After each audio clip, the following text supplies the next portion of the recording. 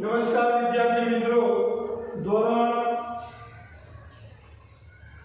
12 વિષય BA એટલે કે ઓસી ઓર્ગેનાઇઝેશન ઓફ કોમર્સ 3 ચેપ્ટર પૂર્ણ થયા. એ પછીનું ચેપ્ટર શરૂ થાય છે વ્યવસ્થા તંત્ર. ક્રમશઃ ચાલશે. પ્લાનિંગ થયું તો વ્યવસ્થા ગોઠવવી પડે ને.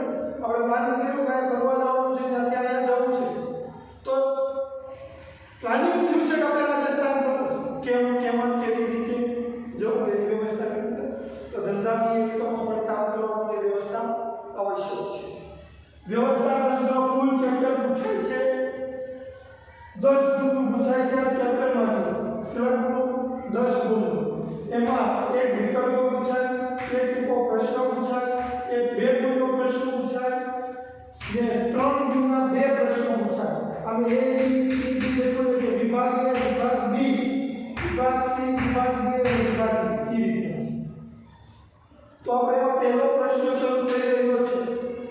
પહેલો પ્રશ્ન, વ્યવસ્થા તંત્રનો અર્થ આપી તેની લાક્ષણિકતા સમજાવો.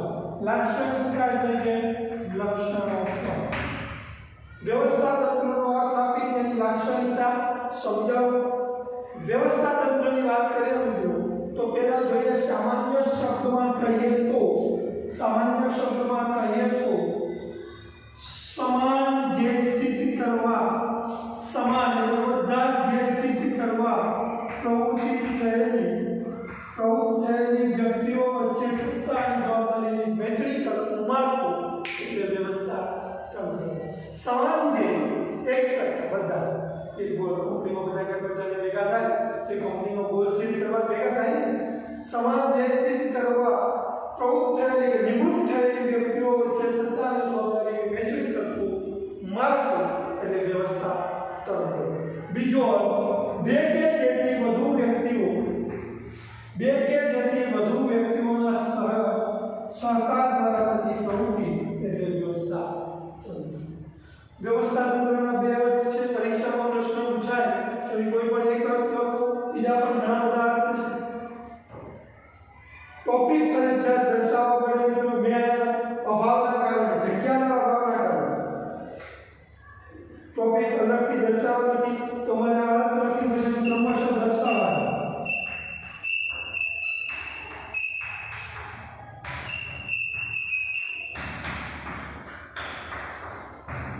બધા ટોપિક ક્રમશઃ દર્શાવવા પછી સમજાવો. એટલે આપણે ફેક આવેલા હોય ને વચ્ચે એ દેખાય ને ખ્યાલ ન આવે. તેના લક્ષણો એટલે કે લાક્ષણિકતા ધ્યેયલક્ષી પ્રવૃત્તિ, આયોજન પર આધારિત, સત્તા અને ફરજની સોંપણી, માનવીય પરિબળોને મહત્વ, પરિવર્તનશીલતા, આંતરસંબંધની સ્થાપના, દેખરેખ અને અંકુશ અને સામૂહિક પ્રવૃત્તિ અને નિયંત્રિત વહીવટી માળખું. આ એના 9 ટોપિક છે. હવે ધ્યેયલક્ષી પ્રવૃત્તિ ગોલ, ધ્યેય એટલે હેતુ, એકમના હેતુઓ, વિભાગીય હેતુઓ, કર્મચારીઓના હેતુઓનું રેખિત સંકલન કરતું માળખું એ વ્યવસ્થા તંત્ર છે. તેથી તેને જે પ્રવૃત્તિ કહેવાય? ધ્યેયલક્ષી પ્રવૃત્તિ કહેવાય. માહિતી તમે બધી લખી શકો પણ એક વાત યાદ રાખવી કે લખો કે બીએમાં માહિતી થોડી તમારી આમ તેમ ચાલે બટ ભાષાકીય ધોરણનું ધ્યાન રાખવાનું. કારણ કે બીએ બિઝનેસ લેવલનો વિષય છે તો બધાની બિઝનેસ કરવાની સ્ટ્રીક અલગ હોય. બધા પોતપોતાના અનુભવ પ્રમાણે માહિતી લખે પરંતુ લખતા ટાઈમે ભાષાકીય ધોરણનું ધ્યાન રાખવું જોઈએ. પછી આવે છે આયોજનના આધારે જેટલો પ્લાનિંગ થાય તો વ્યવસ્થા થાય, નગર વ્યવસ્થા થાય નહીં. ભવિષ્યમાં અમલમાં મુકાવાની યોજનાઓના આધારે એકમમાં માળખું ઘડતર થાય છે. તેથી તે આયોજન દ્વારા આધારિત હોય. તમે કંઈક વ્યવસ્થા કરો પણ ક્યારે તમારે કાલે શું કરવું છે એ તમને ખબર હોય તો તમે એની વ્યવસ્થા કરી શકો. કરી શકો ને તમારે ગામડે જાઓ ને 2 દિવસ પછી તમને તારીખ ફિક્સ હોય કે 2 દિવસ પછી મારે ગામડે જવાનું તો તમે એની વ્યવસ્થા આજે કરી શકો. એટલા માટે કીધું છે કે ભવિષ્યમાં અમલમાં મૂકવાની યોજનાના આધારે એકમના માળખાનું ઘડતર થાય છે. સત્તા અને ફરજોની સોંપણી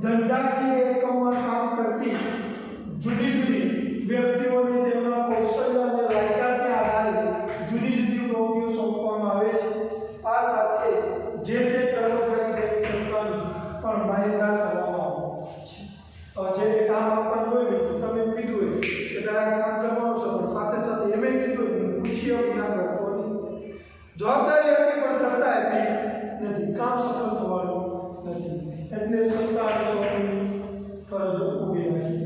માનવ પરિબળને મહત્વ. વ્યવસ્થા તંત્રમાં માનવ કેન્દ્ર સ્થાને છે. કોઈ પણ આદર્શ વ્યવસ્થા તંત્રની સફળતાનો આધાર તેમાં કાર્ય કરતા માનવીઓ પર રહેલો છે. એ તો હકીકત છે. કામ કરતા કાંઈ કંપની અબજો રૂપિયાનો કર્મચારી ન હોય તો કામ થાય નહીં. તેથી વ્યવસ્થા તંત્રની સફળતાના આધાર તેના કાર્ય કરતા માનવી પર રહેલો છે. તેથી તેની અસરકારક વ્યવસ્થા તંત્રની સ્થાપના માટે અસરકારક માનવી સ્તરની સ્થાપના પણ જરૂરિયાત ઊભી થાય છે. પરિવર્તન છે. દરેક વસ્તુમાં પરિવર્તન કરે છે. સમય સાથે પરિવર્તન લાવવું એ જરૂરી છે.